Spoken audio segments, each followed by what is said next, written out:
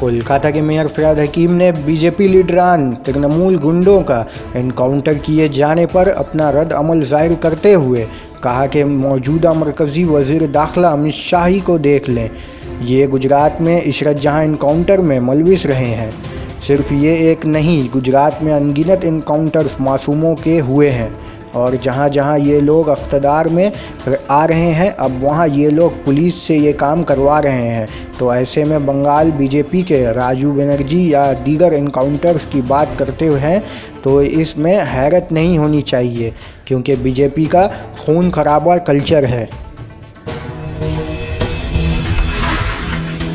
बीजेपीर तो এটা কালচার, এটা তো সায়ন্তন বসু বা রাজুবাবু ভুল কথা কিছু বলেননি।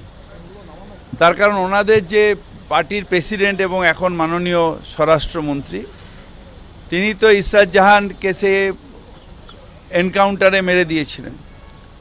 অনেকগুলো এনকাউন্টার গুজরাটে হয়েছিল, নিরীহ মানুষকে মারা হয়েছিল, এলাকায় এলাকায় পিটিয়ে মারবো, তারপরে ক্ষমতায় এসে গেলে তখন পুলিশকে দিয়ে এনকাউন্টার করে মারবো, অর্থাৎ খুন খারাপি করে হত্যা করে মানুষ মেরে পাওয়ারে আসবো, এটা বিজেপির নীতিগতভাবে তারা বাধ্য।